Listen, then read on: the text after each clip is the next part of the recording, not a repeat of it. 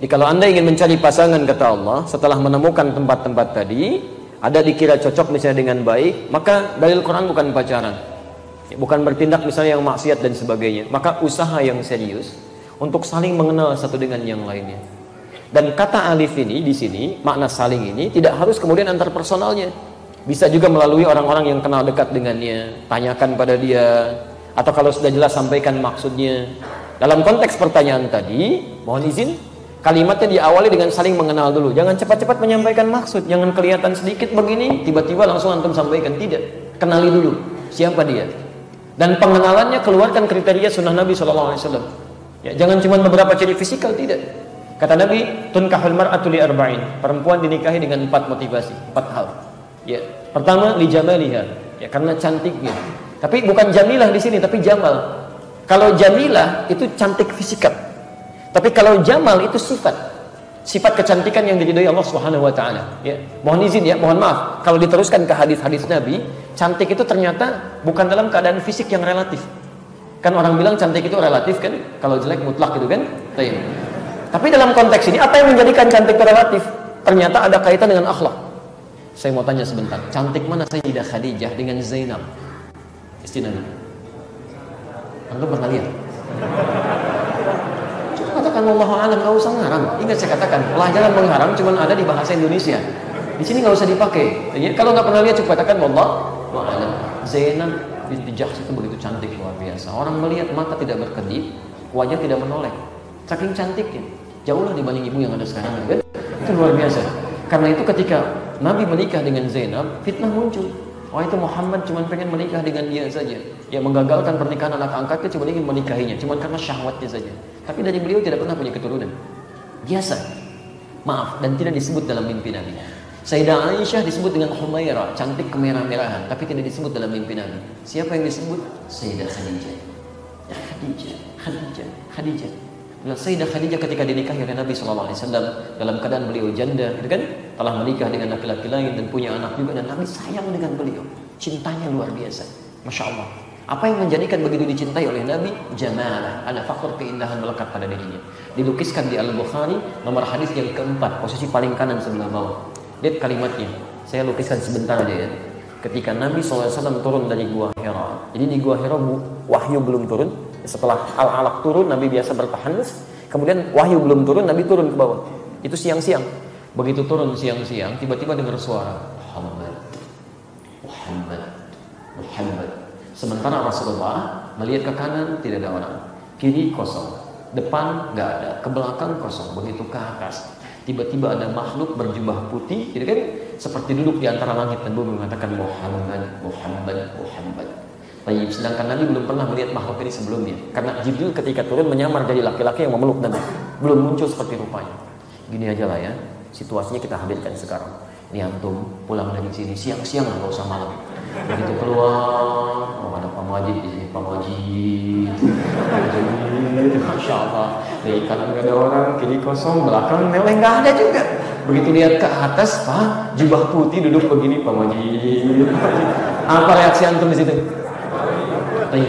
Maka kata Nabi, faro'ibtu minhu. Ro'ibtu itu keadaan khawatir, takut sampai bulu kuduknya naik. Itu Nabi takut, khawatir. Jadi takut itu biasa, Pak. Itu fitrah. Yang paling aneh manusia yang nggak pernah takut, itu aneh. Saya tidak punya rasa takut. Kamu siapa? Nabi aja takut, masa Anda enggak? Yang tidak tepat itu yang orang yang larut dalam ketakutan. Terus begitu itu ada masalah itu. Tapi yang paling menarik, begitu beliau khawatir, takut, luar biasa, sampai ke rumah. Begitu diketuk pintu rumahnya mengucapkan salam, dibuka oleh Sayyidah Khadijah. Melihat wajah Sayyidah Khadijah, setengah kegelisahannya hilang. Cuman lihat wajahnya aja. Kemudian digenggam tangannya, dia mengatakan, Nabi mengatakan, Zambiluni, tolong selimuti saya. Dibawa oleh Sayyidah Khadijah ke kamar, diselimuti oleh beliau. Perhatikan, dikatakan kalimat, dan puncak kalimat ini yang membuat jiwa Rasulullah SAW tenang seketika. Zawjil karim, suamiku sayang, engkau itu orang baik, engkau tidak punya musuh, engkau selalu menyambung silaturahim, engkau suka bantu orang, yakinkan pada jiwamu, aku akan selalu bersamamu dalam suka dan duka. Itu seketika hilang semua kegelisahannya, tenang beliau. Turunlah kemudian malaikat menurunkan surah Al-Mudaththir itu, ya ayyuhal mudaththir, qum fa'anzir wa rabbaka fakabbir. Itu kisahnya. Tapi poinnya adalah bagaimana seorang suami dengan segala kegelisahannya begitu lihat istri tiba-tiba tenang. Begitu mendengar kalimat istri nyaman jiwanya. Padahal dibandingkan dengan kecantikan orang lain belum tentu sama, tapi indahnya luar biasa. Sampai kemudian ketika Sayyidah Aisyah mengatakan ingin berusaha menyaingi Khadijah radhiyallahu taala anha, bukan cemburu biasa, bukan, ingin seperti itu, ingin disebut dalam mimpi Nabi. Ya, kata beliau, apa sih keistimewaannya? Masya Allah, kata Nabi, dia perempuan pertama yang beriman kepadaku saat semua yang lain diinginkan.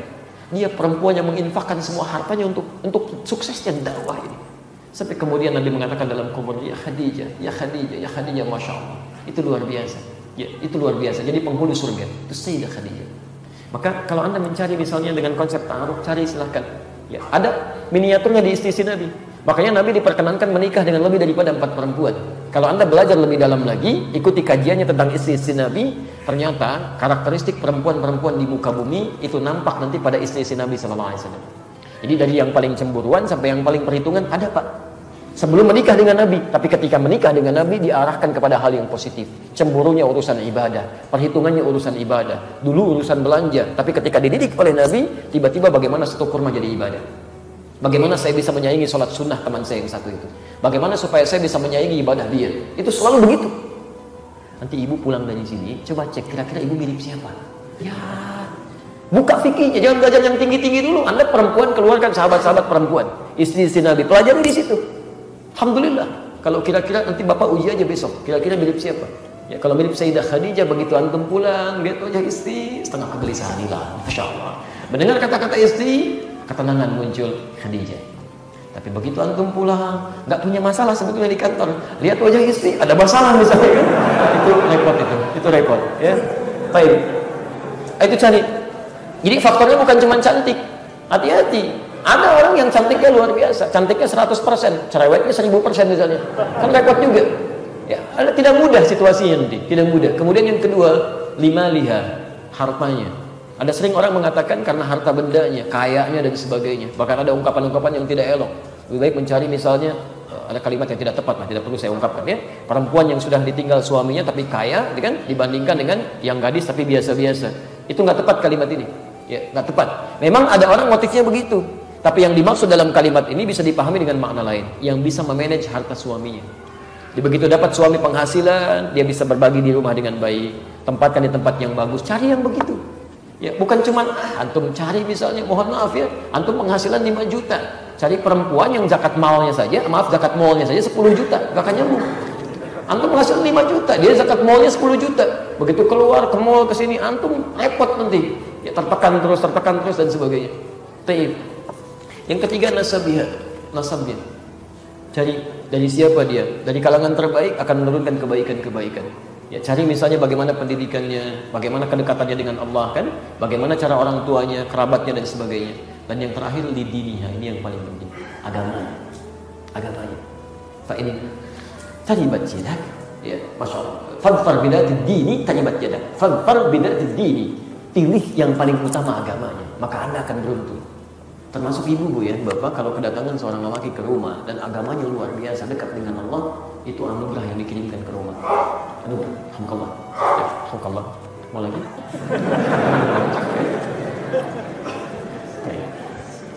Jadi teman-teman sekalian, untuk ta'aruf itu caranya. Amati dulu, lihat kalau sudah cocok kelihatan, baru kemudian sampaikan. Cara menyampaikannya kalau tadi masih kurang ada keberanian, sampaikan dengan orang terdekatnya. Sampaikan, nyatakan supaya terhindar dari maksiat-maksiat yang tidak diinginkan. Ya. Dulu orang-orang Arab sering membuat kalimat-kalimat yang indah. Kadang-kadang ngambil syair tertentu di makna yang lain cuma ditarik ke dalam bahasa dia. Ya, ada syairnya Abu Nuwas misalnya kan, Ilahi lasulil firdausi ahada wala aqwa 'alan naril jahimi fahabli taubatan waghfir dhunubi fa innaka ghafirud dzambil 'azimi. Asalnya itu taubatnya Abu Nuwas di syair yang ditulis di bawah bantalnya sebelum meninggal dunia. Ilahi lasulil firdausi ahla, ya Allah ya Rabb, saya bukan sebagai seorang penghuni surga Firdaus, enggak layak saya menghuninya. Ya, wala aqwa 'alan naril jahimi, tapi saya pun tidak akan kuat jika berada di neraka ya Allah. Ya, fahamli taubatan waghfir dhunubi, maka terima taubatku, saya taubat ya Allah. Ampuni dosa-dosa saya. Fa innaka ghafirul dzambil 'azimi, hanya Engkau yang mengampuni seluruh dosa-dosa saya. Asalnya ke situ maknanya. Dulu ada orang-orang Arab mengambil makna ini untuk menyatakan keinginan pada anak anak perempuan dari seorang laki-laki. Datang dia ke bapaknya menyampaikan dengan kalimat kiasan, ilahi lastu lil firdausi ahla. Bapak, calon bapak mertua, memang saya tidak layak menghuni rumah ini, anggota keluarga di sini yang seperti keadaan surga Firdaus. Wala aqwa 'alan naril jahimi. Tapi kalau saya nggak diterima seperti berada di neraka jahanam, Pak. Ya. Faham bitawbatan waghfir dzunubi, maka tolong terima segala kekurangan saya dan maafkan segala celah-celahnya. Fa innaka ghafirud dzambil 'azimi. Saya sangat mengetahui bahwa Bapak itu selalu menerima kekurangan orang lain dan bisa melengkapi dalam kebaikan. Masya Allah. Jangan dicatat ya, cuma itu cuma informasi. Jelas sampai sini? Baik, untuk sementara kita cukupkan dulu.